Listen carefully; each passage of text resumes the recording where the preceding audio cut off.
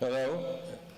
Well, thank you very much for, choosing to be here instead of swimming, but you can swim in the Azores. In Terceira, we swim for 10 minutes. We go there, 7 o'clock we swim, and then we can return. So you can do everything in it. So please be here during all the slots and all the sessions, and thank you very much for being here. Today we challenge regional science, bringing in, Mário Centeno is an expert in labor economics, but he is also the governor of the Bank of Portugal. And so what we want to establish, or to learn, to open, is the gate between regional science and monetary policy. And Mário, immediately, said immediately or after a few weeks, said yes, which was fantastic. This conference is good because it's cherries, so we have Elisa and Mário and coming in, and then the good set of speakers came on. So then Patricio is from Chile, and he's done some work on this relation with monetary policy and regional development. And so the challenge is Patricio will be the chair, so there will be the presentation of Mário Centeno, but anyway, the discussion to open these gates, to see what can be done, to listen to what Elisa Ferreira told us yesterday, that there are many policies, and all of them, that have impact on space and on people, on places. So it's this thing that it's too complicated, but anyway, we can try to, but we have big computers, we have big data, we need to learn to reduce the bad effects of the good policies, and to improve the effect of these policies, because we are aware of the reaction of space. So thank you very much, Professor Mário Centeno, and Governor of the Bank of Portugal, and we know known in Europe as well, and I think we will recognized in history for helping to recover the economy of Portugal in the recent years. And for all this, thank you very much for coming here.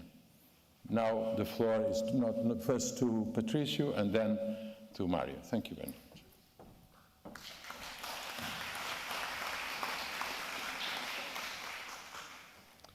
Good morning, everybody. Thank you for being here this morning. I have a great pleasure to present our keynote speaker, Mário Centeno, the governor of the Bank of Portugal, and is a prominent figure in the European economic policy.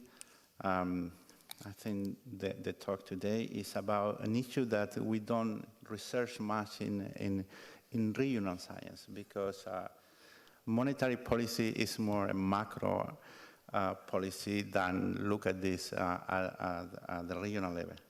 However, there is some investigation about what is happening when regions or some areas at the subnational level don't behave like the whole country.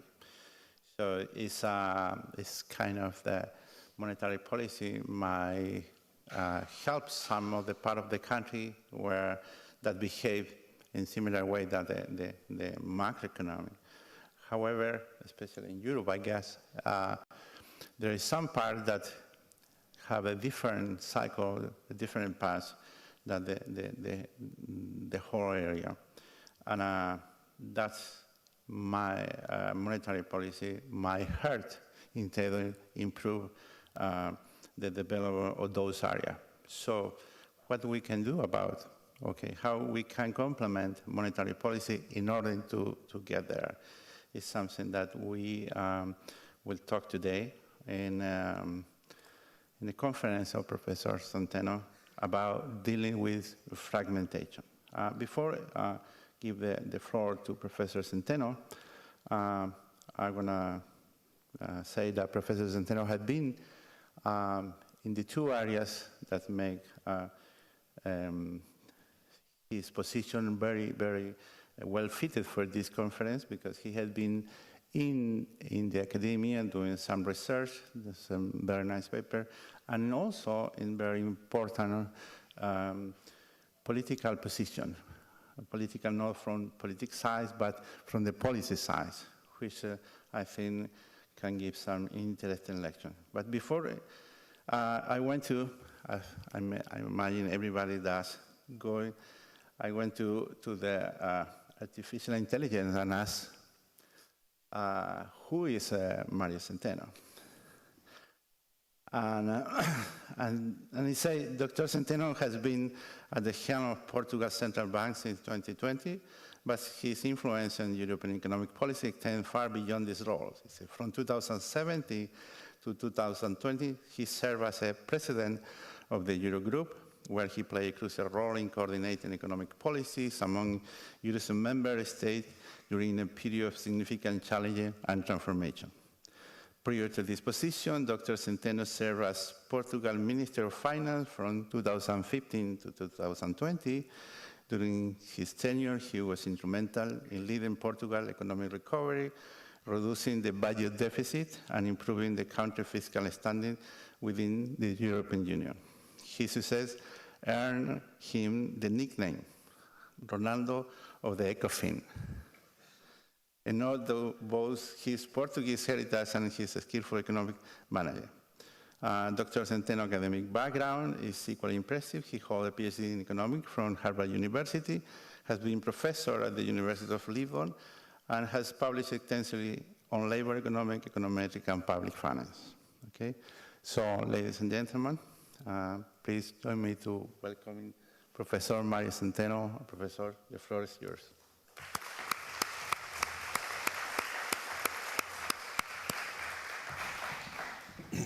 So, good morning you all.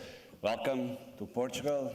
I may also say, if I'm authorized to do it, welcome to Azores. This is a beautiful land in a beautiful country. As you figure out just a couple of seconds ago, artificial intelligence is sometimes more generous than natural intelligence, defining and describing people like me. It is an honor to be here. Let me put in a very humble position, being in a regional congress, speaking about the more macro possible policy area of our economic policy spectrum, which is monetary policy. So I'll try to convince you of the importance of regional research to macro and monetary policies. The closest thing that I was able to get from my everyday job into regional was fragmentation. Fragmentation is a problem for monetary policy. I'll tell you a little bit about it in a minute. But indeed, we are every day faced with fragmentation, with differences in regional evolution, perspectives, behavior, when we design macro policies.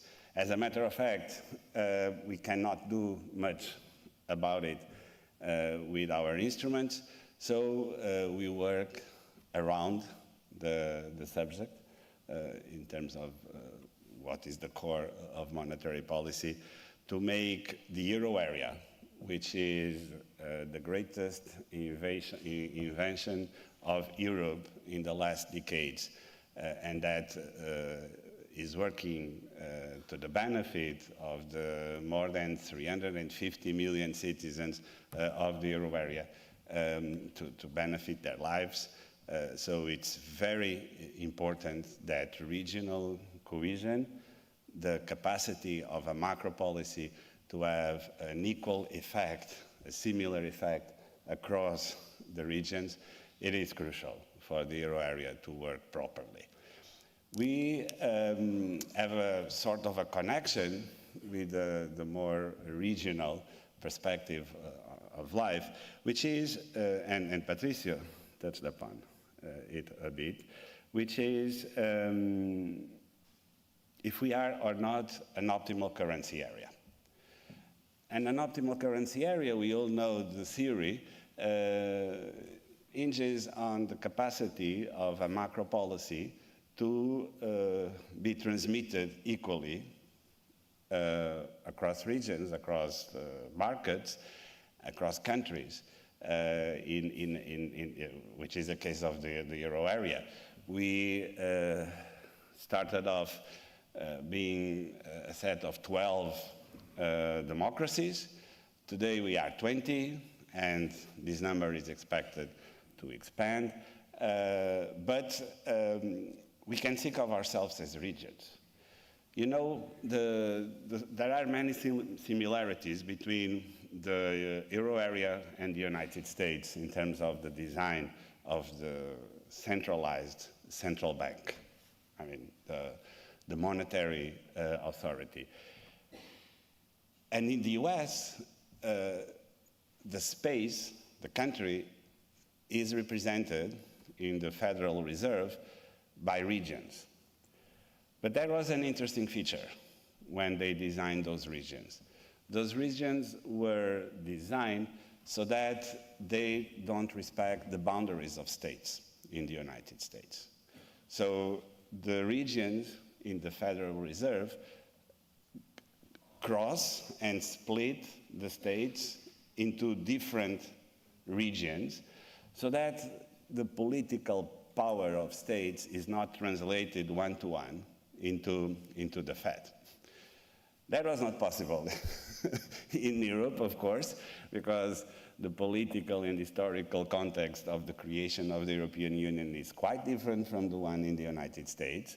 But still, we have a very peculiar thing for those that represent Europe in the governing council of the ECB, and I am the design representative of Portugal in that board, which is we cannot make arguments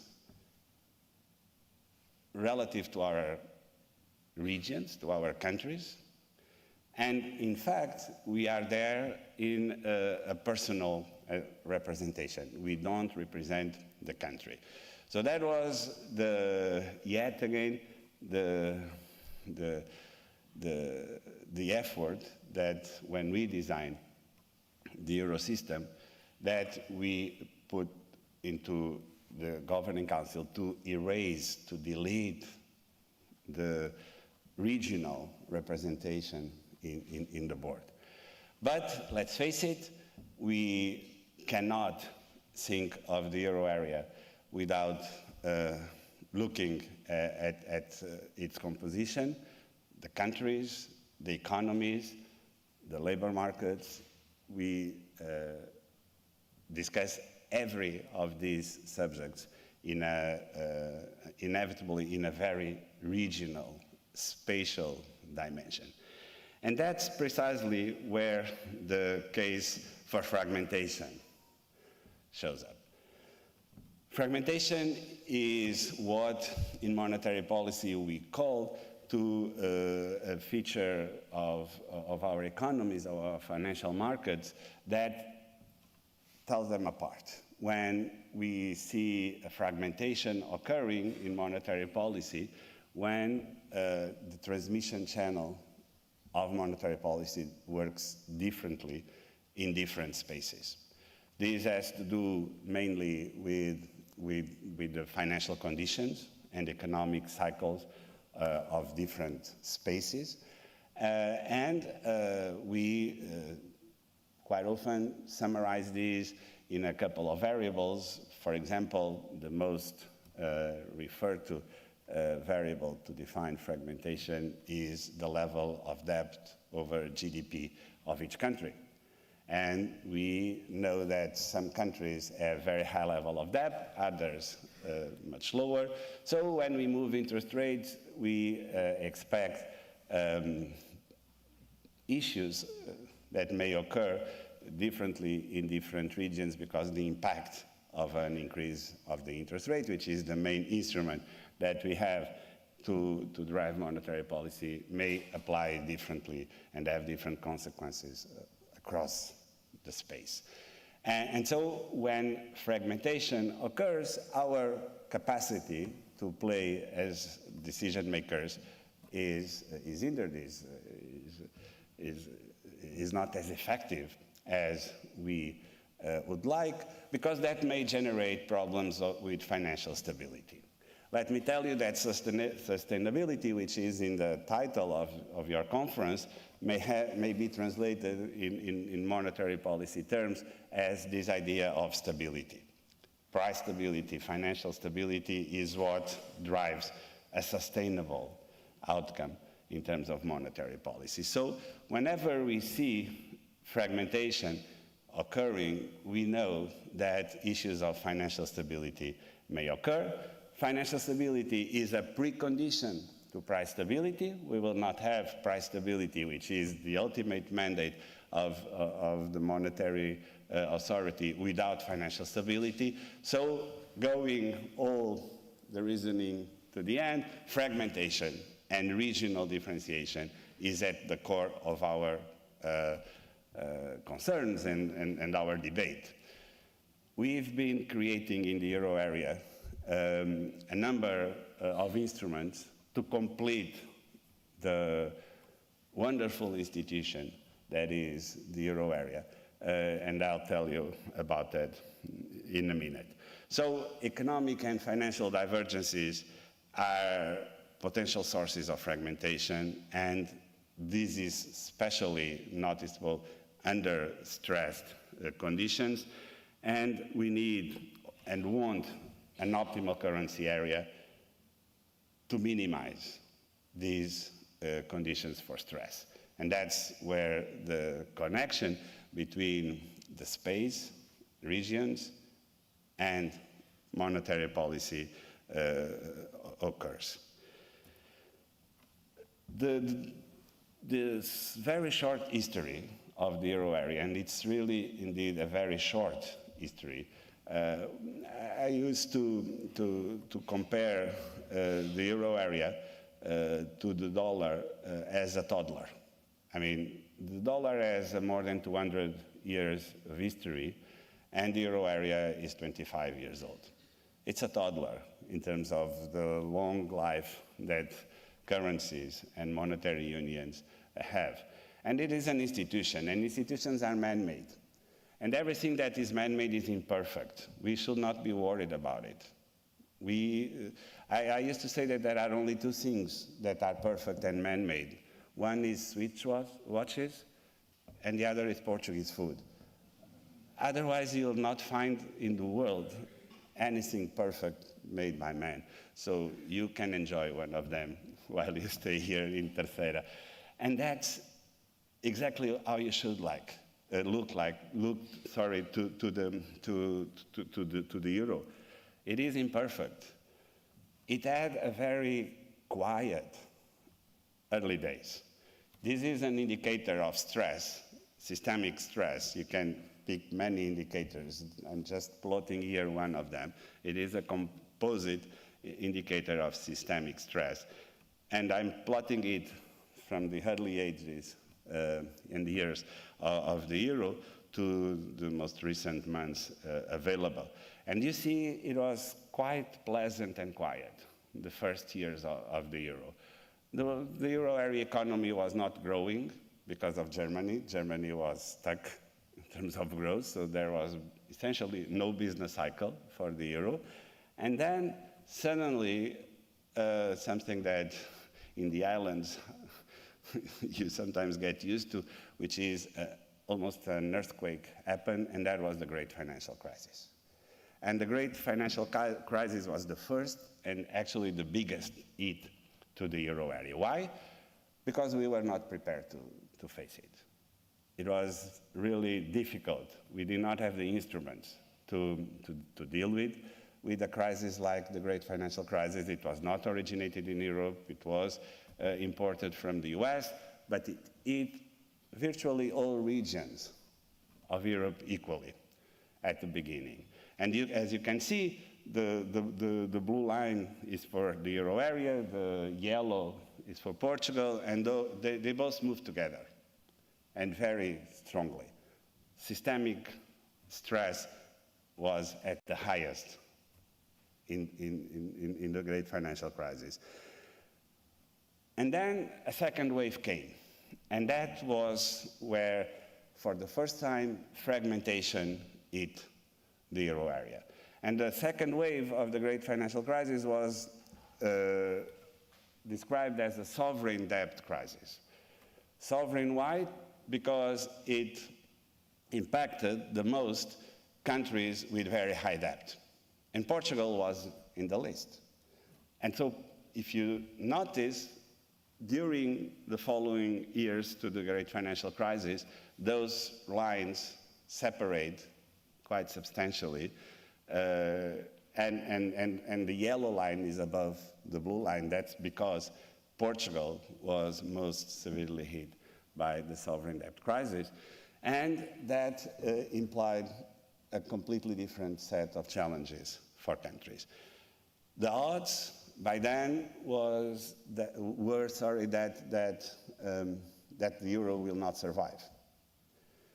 I went to the government in 2015, at the end of 2015, and during 2 years, 2015, 2017, and you see how much those lines fall between 2015 and 2017, we entered again in a period of some calm. But during those 2 first years, the only and first question that people were interested to know was, do you think the euro will survive, or it's gonna be it? And actually we did it, we made it. And as you can see, after that moment, the yellow line is constantly below the blue line. So Portugal was able, and I'm gonna tell you a little bit why I think that was the case, after 2016, to enter in a period that most people now call it a success. And Paul Krugman, he will be with us later today or tomorrow, call it even a miracle in an interview that he gave at the end of 2023. It was not really such a thing because there are no saints in economic policy, but we were really able to turn it around. And after that moment, we showed how we would be able to combat fragmentation within a monetary union that is still today highly imperfect, but we are very proud to work in imperfect worlds, and that's exactly what it happened. Of course, over time, a lot was done in favor of the euro area. When we are asked to single out one statement, one action that may have saved the euro area, the famous statement by Mario Draghi while he was president of the ECB back in 2012, in which he stated that the ECB is ready to do whatever it takes. This whatever it takes moment was a very macro statement, but he washed away all uncertainties about, or helped to wash away most uncertainties around the euro area. And with an instrument that was these outright monetary transactions that were actually never used, we started saving the euro from that moment on. But a lot has been done. I'm not gonna through this list. You have it in the slides. It's just to let you know that since that moment, we actually reinforced the Eurozone to fight fragmentation, to complete it as an institution. And that indeed helped a lot in terms of doing this, completing this task. Let me just mention the last bullet, which is the creation of a safe asset to finance Next Generation EU. Next Generation EU is, you can say it, even a regional instrument. It finances millions and millions, billions of euros of projects throughout Europe in a very clear regional direction. But, I mean, we were already quite used, although also imperfect, to regional policies in Europe. The great novelty of Next Generation EU was that it was financed by a AAA issuance of debt by the European Commission. The European Commission was the largest issuant of AAA debt in Europe in 2021, 2022, and 2023. This is a huge amount of debt that represented the creation of the safe asset, an asset that is denominated in euros. It is a supranational asset, and it was the first time that Europe presented itself in the markets to do this. You'll tell me that my main goal as a monetary policy decision maker is to erase regions, so that what I like is an harmonized and completely uniform landscape. That is probably true, but that's the way we can help from the monetary and financial side for regions to develop themselves equally, which is, at the end of the day, a goal for every one of us.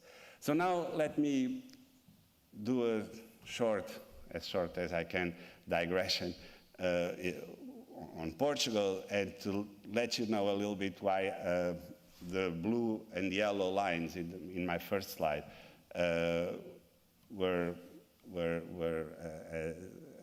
developed as you saw. We get into the sovereign debt crisis with a very high level of debt, with public finances with huge deficits, and with the financial sector still to be fixed. So from a monetary perspective, or even a more general economic policy perspective, Portugal was in a very bad condition. That took us to sign an assistance program. And even after the completion of this assistance program, the country was still facing dire moments in terms of its financial sector. That's my first slide. I call it the 7 plagues that existed in December 2015. Our financial sector, if you add all of these problems, the indicator that may summarize it all is the following: 75% of all assets in our banking sector were in banks that were either under resolution or being resolved, or in banks in the private sector that did not have enough capital or a shareholder structure that was solid enough to turn around the business plans of these banks. And we had non-performing loans, so those loans that people are not anymore paying back to the banks in the amount of 17.5%. It was one of the largest, only beaten by Greece and Cyprus, of share of non-performing loans in our banks. So if you look at the financial side, at the end of 2015, we were not in great shape. The deficits and the history of general government deficits in Portugal and the accumulation of all of these into debt was already not good. So we were running large and increasing deficits in our general government accounts, and these definitely was putting the country in bad conditions in its regional position, let me put it like that, to motivate a little bit in terms of Europe. Gross differentials with the euro area average were chronically negative. Up until 2016, the only year in which we converged was 2009, so the great financial crisis helped a little bit in converging. So Portugal could be described as a country that was not growing much, but it was also not falling significantly during recessions. That was not a great thing for us. During the euro area period, this was the situation, but things started changing dramatically since 2015, especially in the following years. And after the COVID crisis, the country was able to continue this convergence. More importantly, probably the composition of growth changed significantly. We started growing with the support of exports and investment, not of private consumption. So we can think of a more virtuous composition of growth after that period as well, and especially in terms of exports, the contribution of exports to growth in Portugal is the main contribution that we have when we look at the expenditure side of GDP, and that's the most sustainable feature of the Portuguese experience in recent days. There was, nevertheless, all this is mainly financial and economics, but let me go to the root of what I think is happening in Portugal of greatest significance. And I mean, employment is a very aggregate concept, but you see in this picture that in the last 8 years, we created more than 1 million jobs in Portugal. We went from a 4 million people labor market to close to 5 million one. And the big reason is this one. So this is the last slide on Portugal. I'm about to finish. And that's education. We entered the 21st century with the lowest level of education of any European country. Only slightly above 40% of our young people entering the labor market had completed at least a secondary degree of schooling, 40%. The average for the euro area by then was already at 80+%. And our competitors in Europe, which mainly come from Eastern European countries, were at the top of this ranking because their educational systems were much more mature than ours. That changed completely in the last 15 years. And now, today, every year, 85% of those entering the labor market have at least a secondary degree. And half of those have even a college degree. Portugal moved in a matter of years from the bottom of the distribution in Europe to the top. And that is the most important reform that we did on behalf of ourselves. This takes at least 45 years to complete. We are not even halfway through this reform. I like to call it a silent revolution because sometimes it has even a sense of pain. because we talk, I believe, too much on brain drain issues.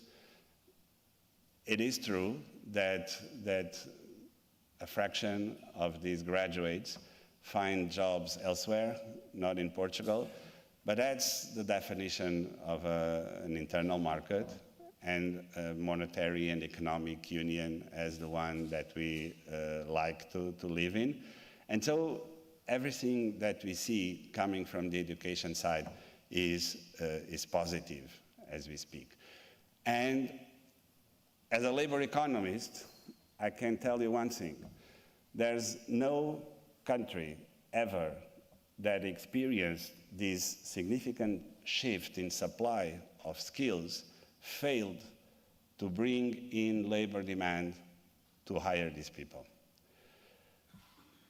And if Portugal is to fail, we will be the first. So I really don't think it's going to happen, but the risks exist. And there are only two lessons that we can learn from past experiences into ours. One is that we have to preserve and insist and take these through these 40+ years that it takes us to renew completely our labor market, and that we cannot create impediments to labor demand. If we go and create impediments to labor demand, we will be penalizing our regional insertion in Europe in a very and highly competitive market vis-à-vis the possibilities to work in high-skilled jobs of our graduates. Final slide, a little bit of ambitious, but take it also with some degree of humility, theory. From my experience in Europe, how can I describe the history of the regional and economic and monetary integration of Europe? We started off in the 50s, last century, with a very low level of moral hazard, or if you want to think of it as distrust. There were only a few number of countries, highly motivated. Distrust was not part of the game. As we grow as a monetary and economic union, as the integration takes place, distrust started to increase. So that's the increasing part of this inverted U-shaped relationship. And it was at the highest level during the sovereign debt crisis. We were not really being able to trust each other in Europe. Risk reduction was the most used word and expression by then in Europe. Every discussion would start by this statement, let's reduce risk. And that created a very, very, very risk-averse debate in Europe, and we were not able to take risk anymore.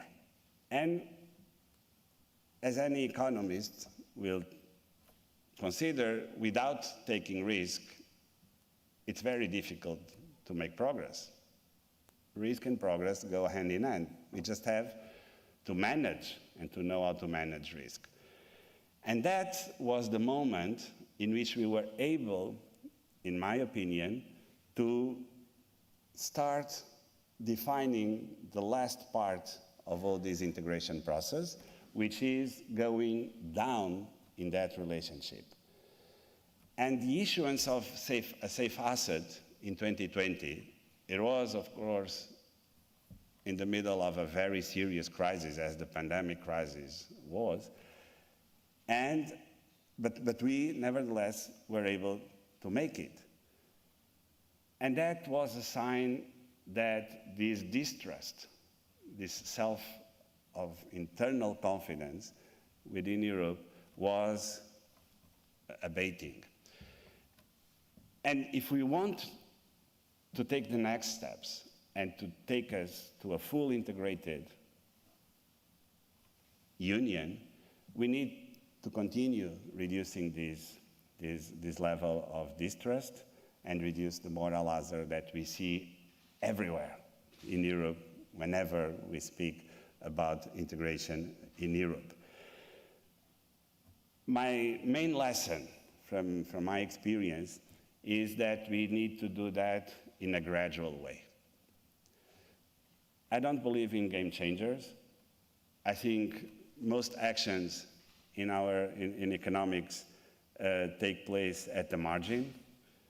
We benefit at the margin, and we should think of a marginal approach to this integration process. Being gradual helps to evaluate, to instill self-confidence into our actions, and that's what we need to complete three big instruments that will tell the story of the regions of Europe in the next decade or so. Those are completing the banking union. We need an European deposit insurance scheme. We don't have one. The United States took 70 years to get the FDIC, more than 150 proposals to Congress. So we still have time, but we need to complete it. We need a capital markets union so that our savings get invested in Europe instead of going to the United States. And we need, and it's not in the slide, a common and unique budgetary instrument to the euro area. Because this centralized instrument is what explains why the US is such a uniform landscape in terms of income and transfers, and it's not possible to reach that level of maturity without this instrument. So if we can take these steps, they are not of equal size, they need to be matured. I think we will continue to go down that relationship between moral hazard and integration and get into full integration in which regions can be dealt with more easily, also for your research in Europe. Thank you so much.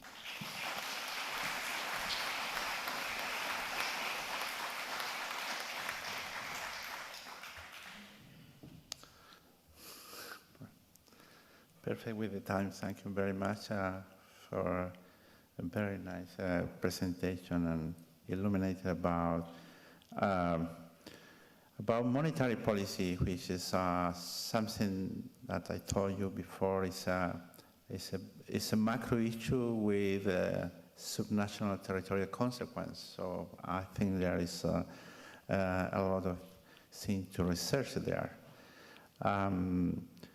I have some questions, and then I want to open the floor for someone who want to ask also questions to Mario.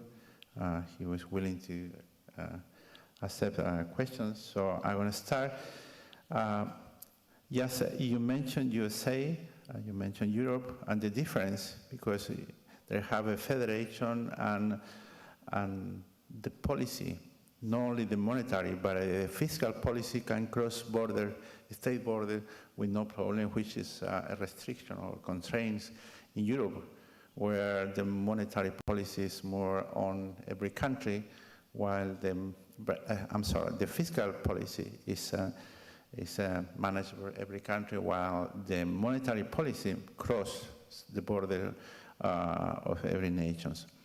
And I come from Chile, where it's a unitary country, so it's easier.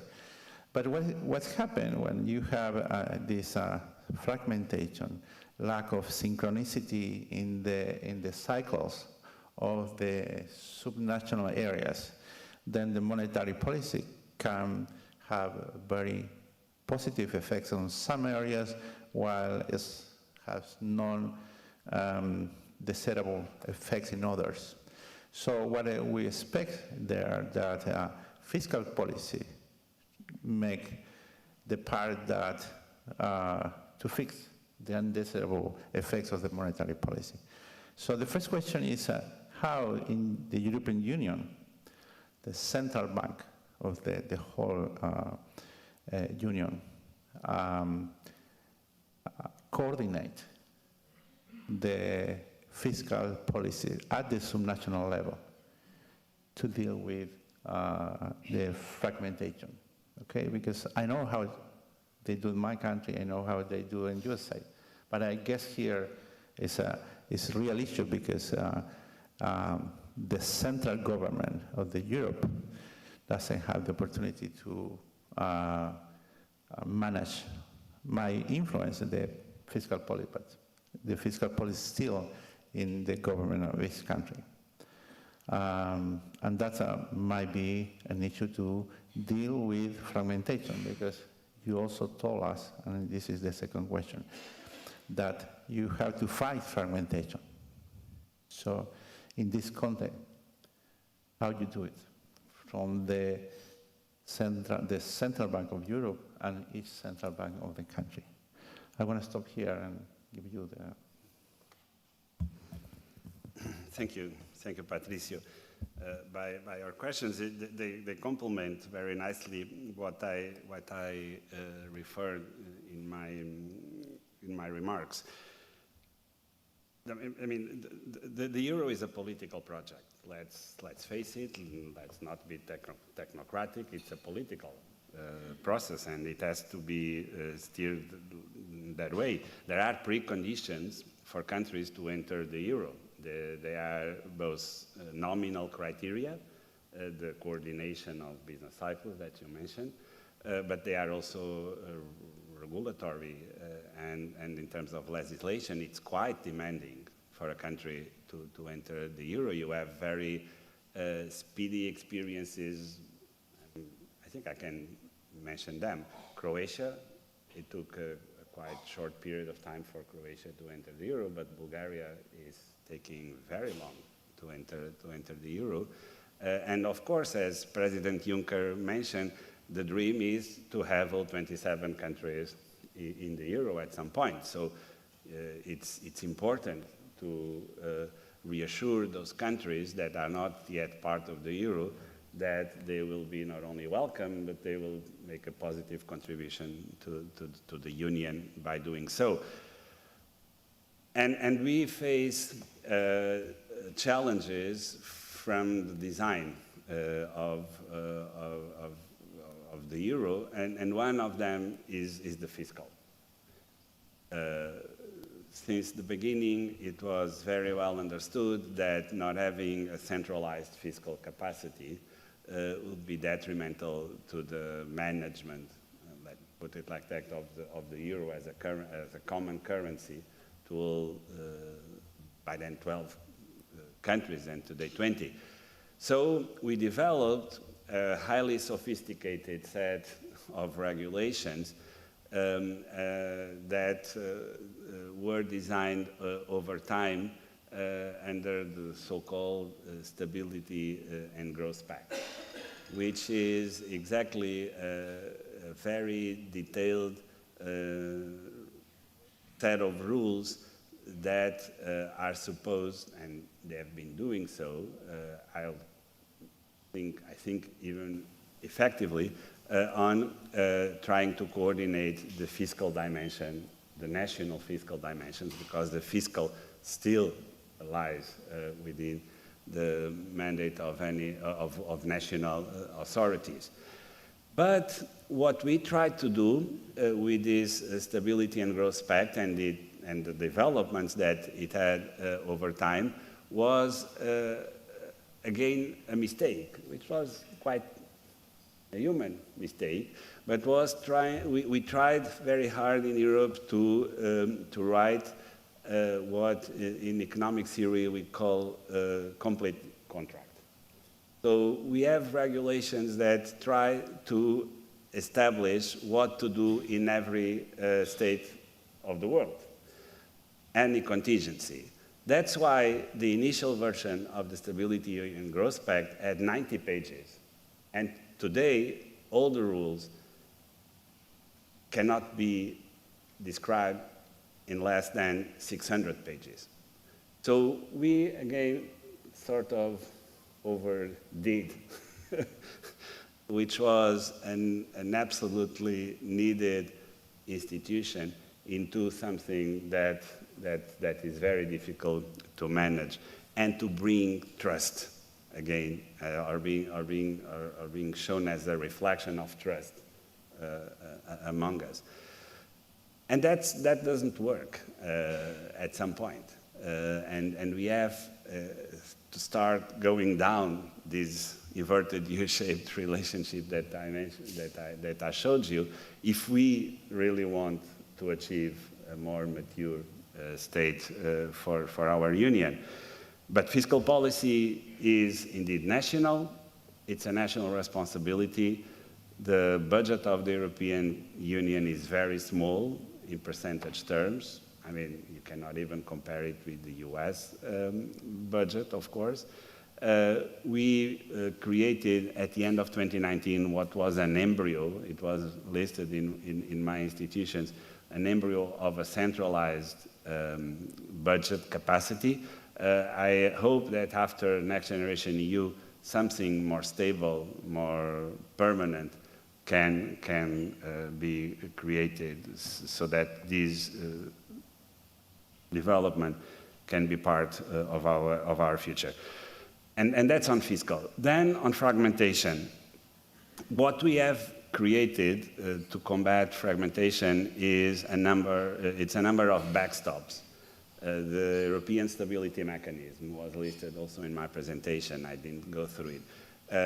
In July 2022, the ECB created what we call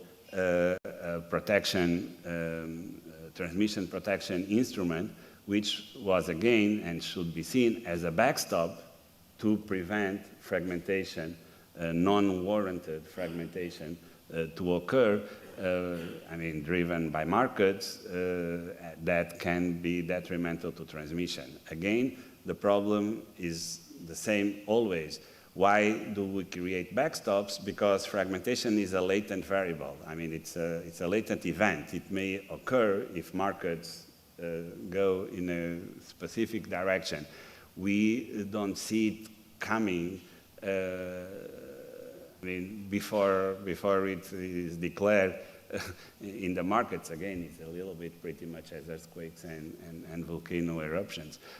We can measure the activity, we can measure it, but then some, on occasion, it's, you know, fragmentation, it's the sort of thing that at first is very slow and then it erupts and it, when fragmentation is on our screens, is usually already too late to prevent all damages coming from it. So it is creating this network of backstops that already exist in Europe that can be reinforced even further, certainly, again, starting with the central fiscal capacity that could prevent fragmentation to occur at all, if possible.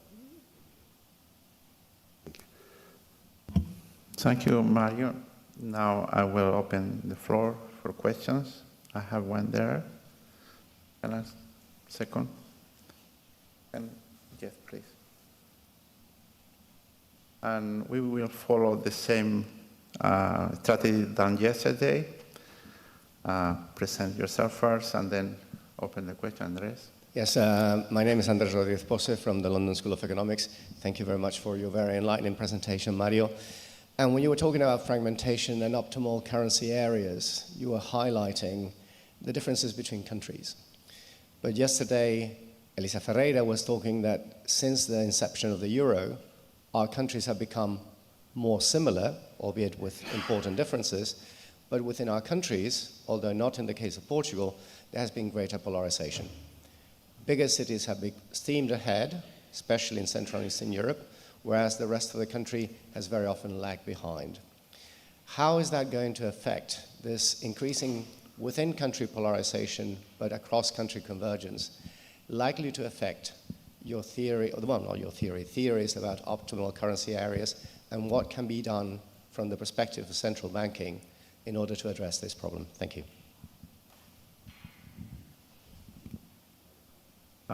Let's collect 2 or 3, and then the second one was here, please.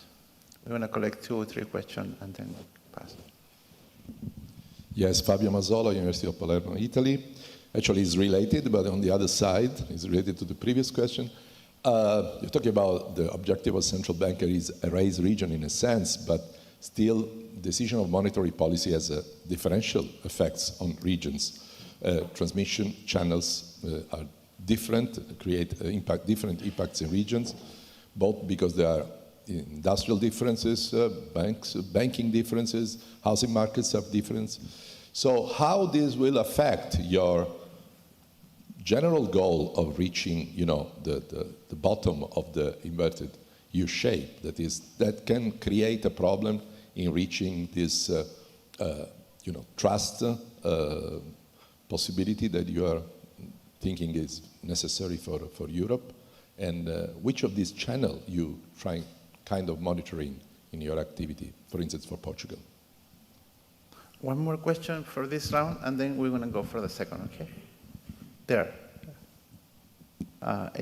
Oh, I already have the mic. Okay. Thank you. I think this is a very important topic, if not perhaps the most important topic in these days. At the core of regional policy, there is this issue of policy differentiation, right? We don't apply the same policies in different types of regions, right? But some policies need to be uniform, like monetary policy. So in order to reap these benefits from uniform policies, you need to have some policies that are different, right? Typically, you said the optimal currency area is that kind of effect. So you have a symmetric budgetary transfer to compensate for the fact that you have, for example, the same currency area. So my question is, given this, and given that the fact that, for example, price mechanisms are much less important at the regional level, for example, we have things like minimum wages, which are uniform across countries. Of course, you don't have exchange rates within countries. So given this, why there is this resistance of macroeconomists to accept this kind of place-based structural policy, which is actually regional policy? And why, when there is, for example, issues about productivity or competitiveness, etc., people always tend to revert to the kind of a sectoral approach instead of using this place-based sort of a structural policy approach? This is something that, in some sense, puzzles me, because I see that this kind of tendency to revert again to the kind of sectoral approach. It's a kind of a tendency, right? Where I think there is a lot of evidence that this sectoral approach doesn't work very well to deal with the kind of fragmentation you just described.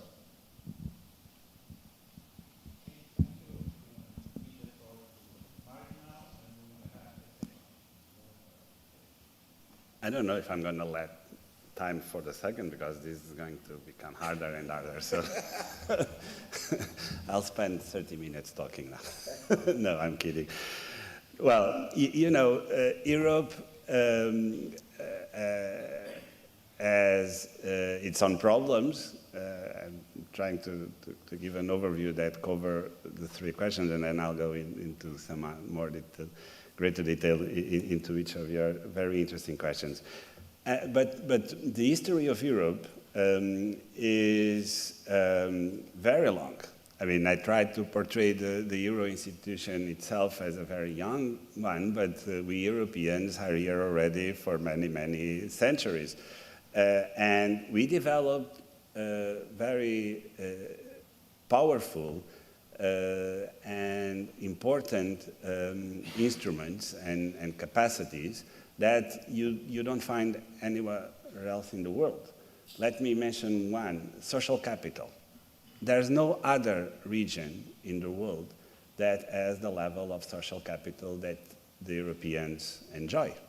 What is social capital? Is our capacity to work in a verticalized, in a non-verticalized way, and bring everyone together to the table to take decisions. And the experience that Europe has on taking this approach to the decision-making process is, in my view, more powerful than what we can find elsewhere in the world. And we need to take that into our favor. Also, bringing the fiscal dimension, the social dimension, the labor market dimension to help monetary policy, for example, fighting inflation. The central bank on its own will find it much more difficult to fight inflation if we are not helped by these other dimensions of our, let me put it this way, social experience in life. So we need to bring everyone into these debates. And in Europe, we are very good at doing that, traditionally, historically. We are more harmonized in terms of, that's why the UK left the European Union. They didn't want to be as harmonized as we other Europeans probably would admit into our lives. We are more harmonized in many regulatory and legislative dimensions than the United States. But nevertheless, as I mentioned, the United States is a more than 200 years old union. And they spent long periods of time to create institutions that we Europeans still don't have. But we have other dimensions of our everyday life that are more harmonized than the US, and they are not that less important. There's one big difference that still remains, that connects pretty much with the labor market. It has a lot to do with the first question, and this has to do with the differences in income distribution within and between or across states or countries in Europe. The US, because of its more mature experience as a monetary and economic union, shows, even if they have a more unequal society when we measure it in terms of wage inequality, across, between regions and states in the US, they are more equal than Europe is across and between countries. What I mean is that if you look at each country in Europe individually, income inequality is smaller than in the US, but the between countries inequality in Europe is still very high. If you take a fraction of, say, the 25th percentile of income in the euro area, you will find a disproportionate number of Portuguese, Spanish, Italians, in that Greeks, in that 25th percentile distribution. If you go to the opposite side, to the other extreme of the distribution, of course, you will find a disproportionate number of Dutch, German, Finnish, French people.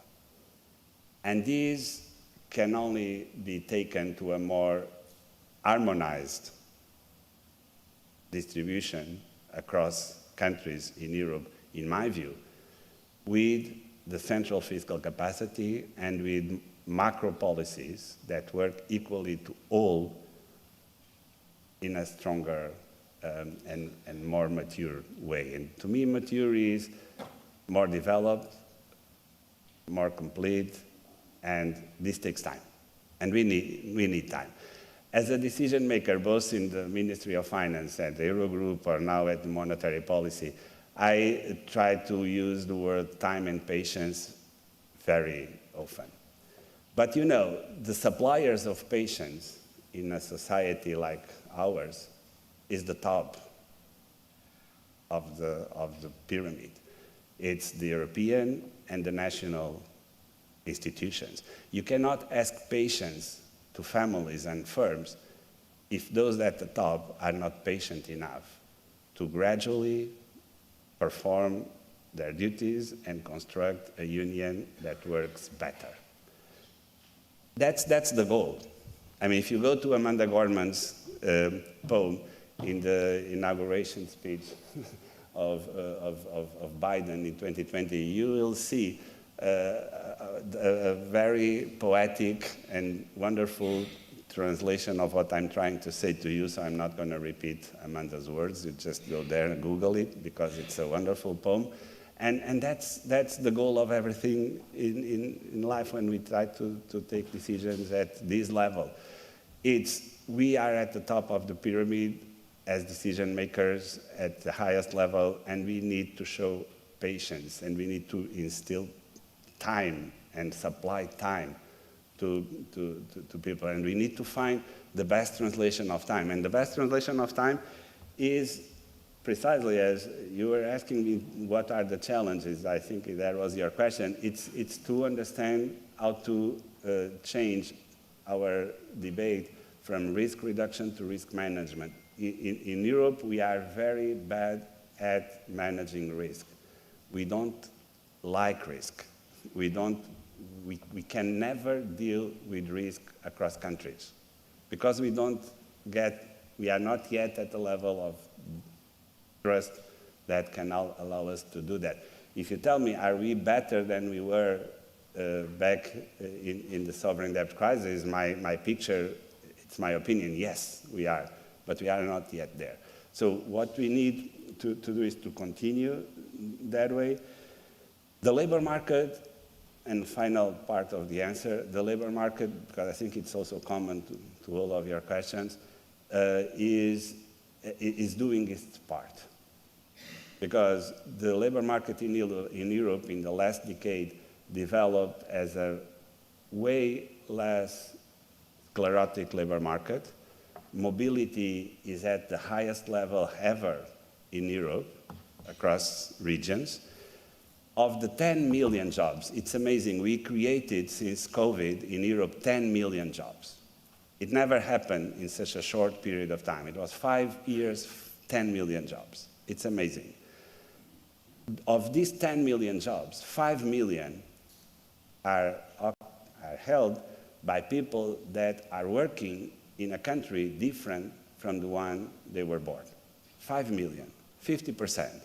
Again, this is totally new in Europe. It never, ever happened before. This sort of mobility is the sort of thing that, in my opinion, will create an optimal currency area, a highly mobile labor market and efficient, and migration and mobility is part of it. And it's for the first time in Europe that we are observing this. What puzzles me the most is why at the top of the pyramid that I mentioned, you don't see more support to this sort of processes, because they are bared by the bottom, because it's families and people that are trying to find better outcomes for their lives. And then at the top, you don't see enough support for it. And that's a big mistake, because this is the most fruitful outcome that you can think of for Europe these days. That's why in Europe, we were able for the first time to face this monetary policy cycle, which was dramatic. 450 basis points increase in the interest rate is dramatic. I mean, families are feeling it for sure. But we were able to do it with very good outcomes in the labor market, the 10 million jobs created, income holding despite the real wages reduction that our workers experienced. Of course, the programs that the European Commission, the European Union implemented right after COVID, the SURE program, the support of income and to workers, our ability to not destroy as many jobs. You know, the difference between the US and Europe in the response to COVID is very well described in two numbers. Since the fourth quarter of 2019 to the second quarter of 2020 in the US, on net terms, 23 million jobs were destroyed. So employment fell by 23 million in the US. The corresponding number to Europe is 5 million. 23 versus 5 million. We were able to keep our jobs, to keep people connected to firms, to not destroy specific human capital, to be ready to the recovery, to not have to renegotiate wages and firms having to find new workers. There was a huge advantage on impact for the European way to solve things. This time, we got it better than the US, but we are not really taking the full benefit of that in terms of how we project this into our lives. Thank you. Thank you, Mario. We still have 8 minutes. So, so we want to take a second and last round, 3 questions more. Was a guy there that was, don't forget to present yourself first. And then we have the second and the third one. Thank you very much. I'm Zoltán Gál from University of Pécs, Hungary. Your presentation was very interesting. It's demonstrated that central banks solved the 2 major tasks in terms of tackling inflation and economic stability very well. But my question goes to the third emerging task, how to tackle, what kind of instrument do they allocate for financing climate change? Also by research-wise, because this climate change seems to be even more regionally diverse effect and also partially related to the Green Deals, this digital transition as well. And it's also a big challenge for Europe because this is the first industrial revolution, Industry 4.0, where Europe is lagging behind. This is the only industrial revolution which do not have a big players, and it was not fully born in Europe and still has something to do. Second question there. Thank you. Good morning. I'm Philip Batista from the Joint Research Center of the European Commission, but I will be asking a question on pure personal capacity because they will be a little bit more provocative. Sorry about that.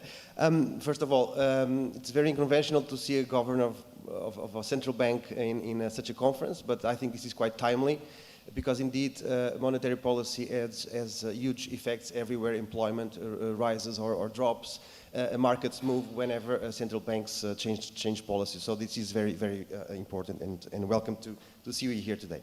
But now to the questions. Elisa Ferreira yesterday mentioned about EU discontent across citizens, across countries, regions, and how this is undermining potentially the European project.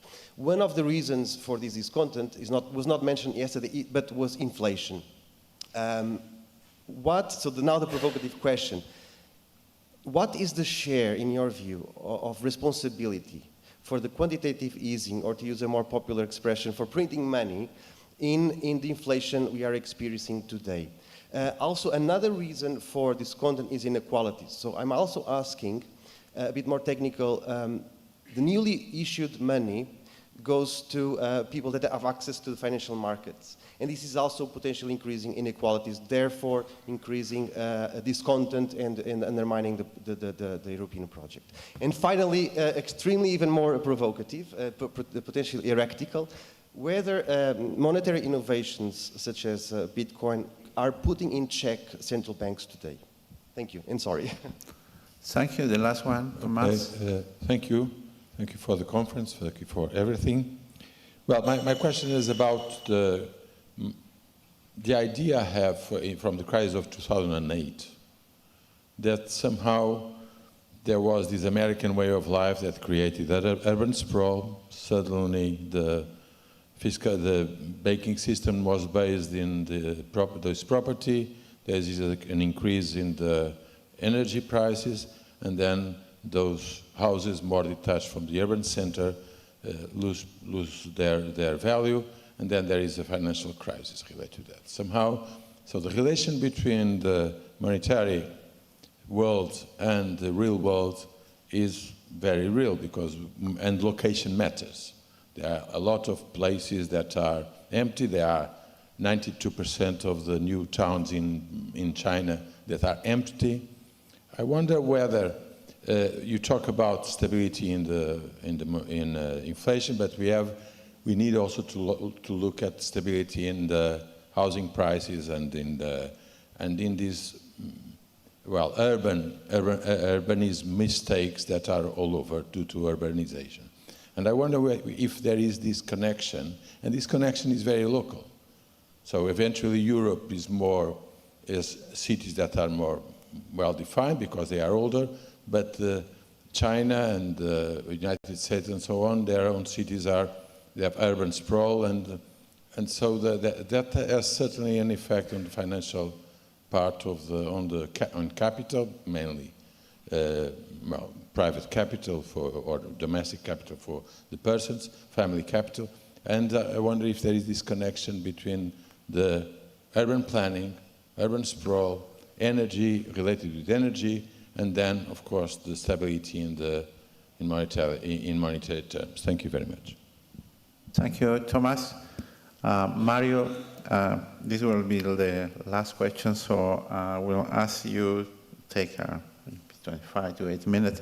And in addition to what they are asking, I would like to ask you that Lisa Ferreira told us yesterday that we should go out and see labor market firms and closer in order to look at better what is happening, refining our research.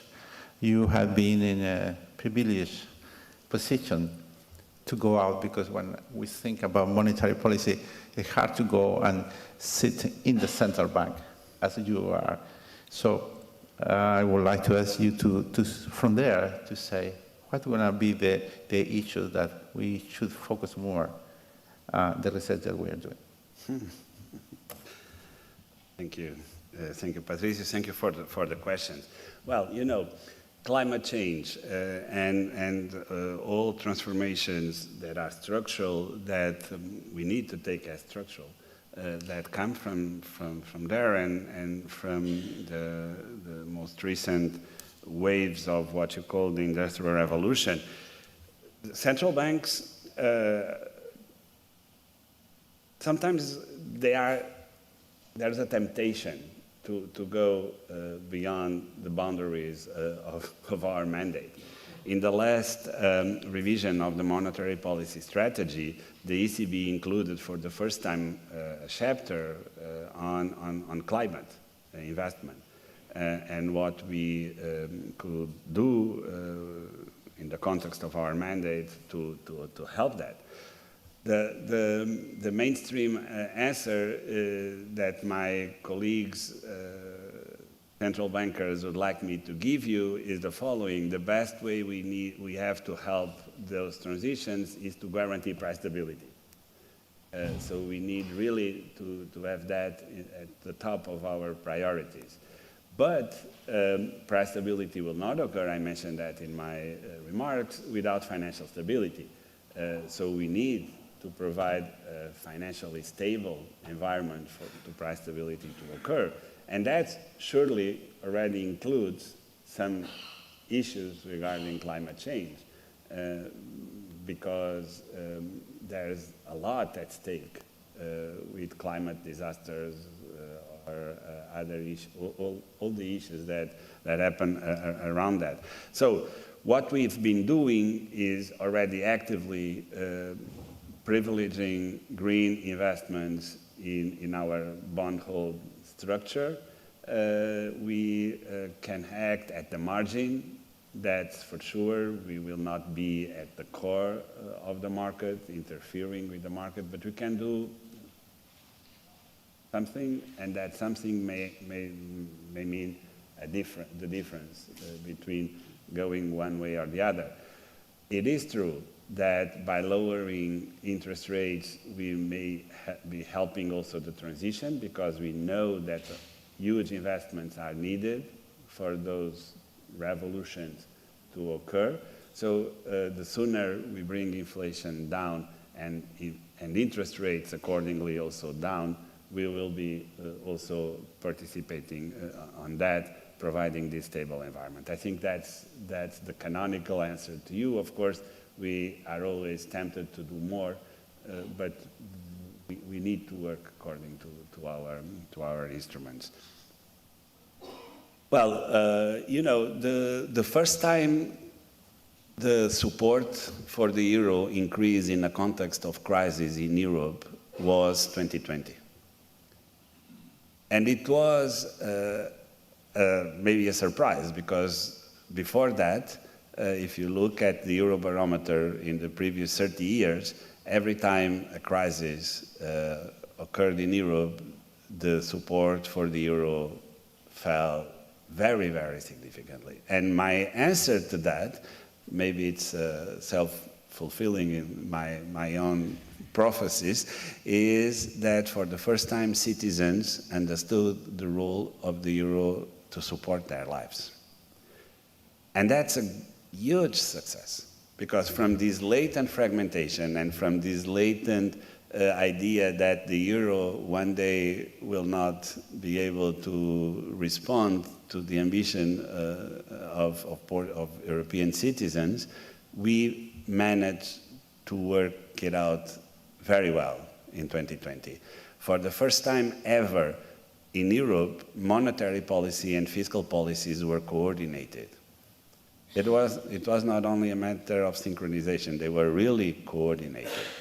As a fact, if you go back and see the statements of Mario Draghi, and for that matter also of the President of the Commission, probably Juncker will be a good hint, were always saying that we are doing this alone.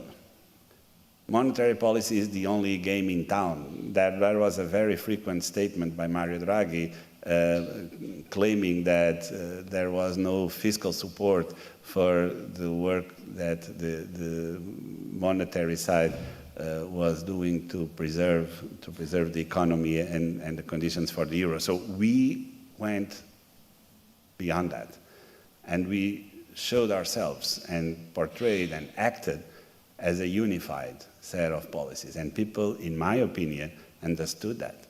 So the support for the euro increased from already high levels, because in the previous years, this support was also going up. So I think that's the way to go.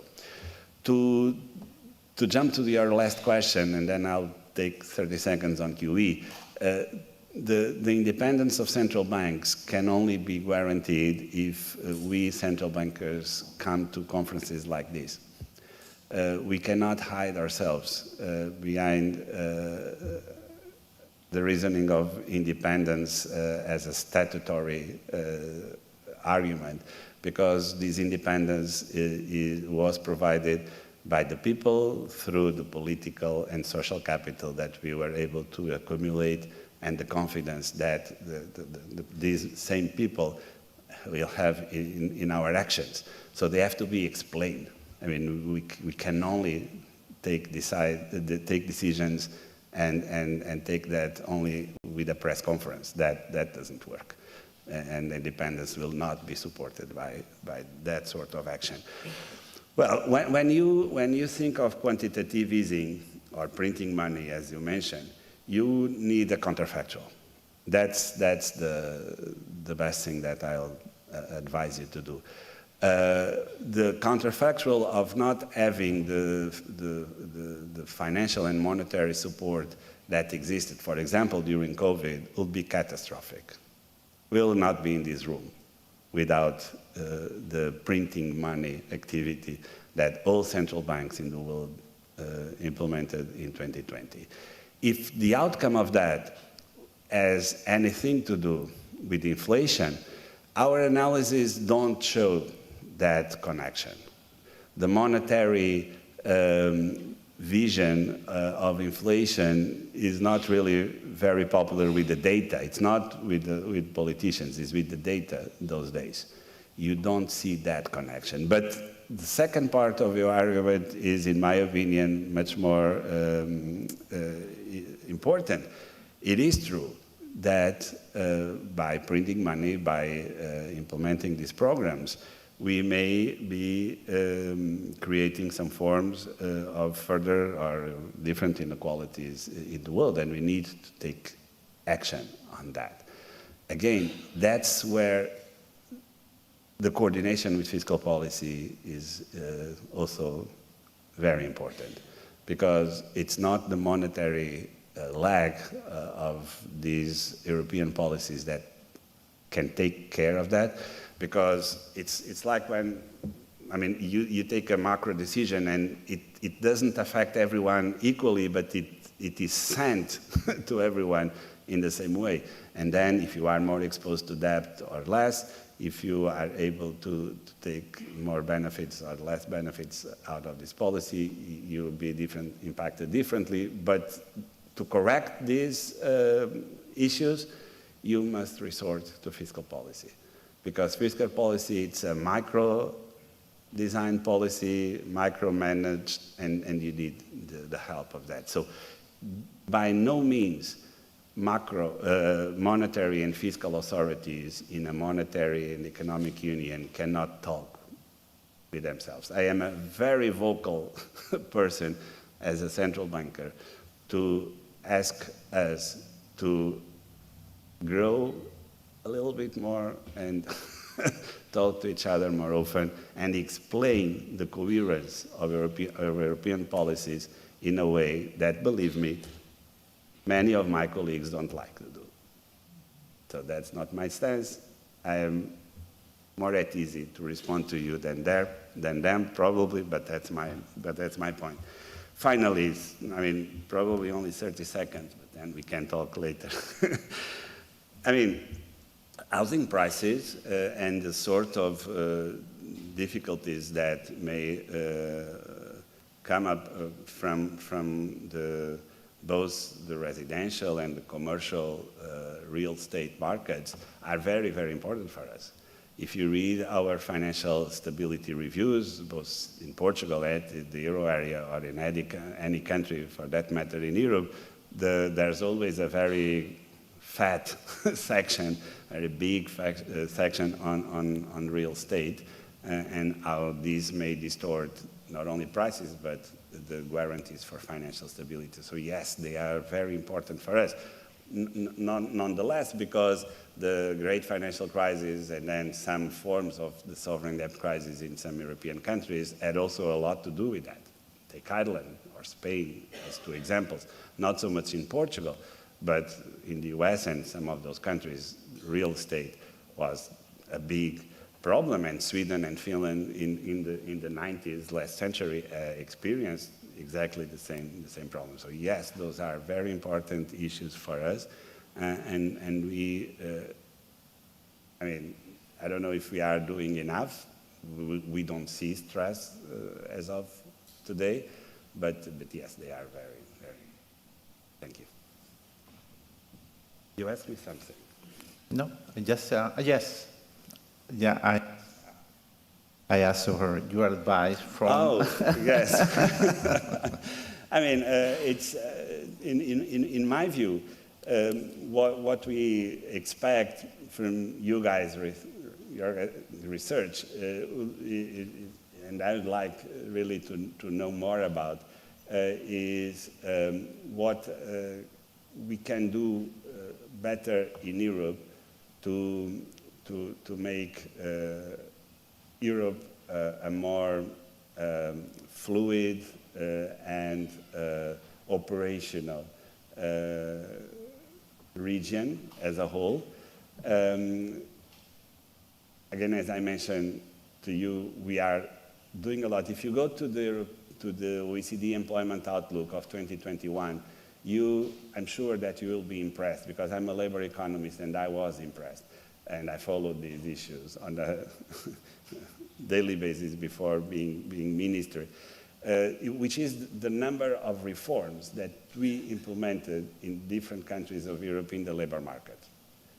We can always do better, but if you are able to come up with a list of priorities out of your research on how we can deal with these urban developments or the labor market or the more social dimensions, for example, inequality, that could help us in figuring out what sort of further developments we can implement at the macro level, monetary policy level, that may bring Europe one step further in this fully integration desire, or which at least that is mine.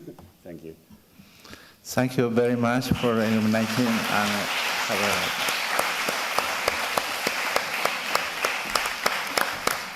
Okay, thank you very much, Mario and Patricio.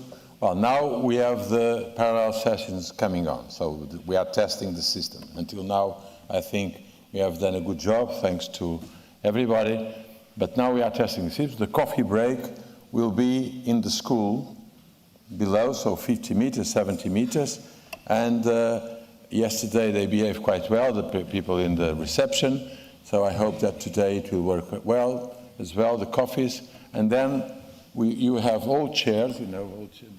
Not you, the chairs will be very old, but comfortable.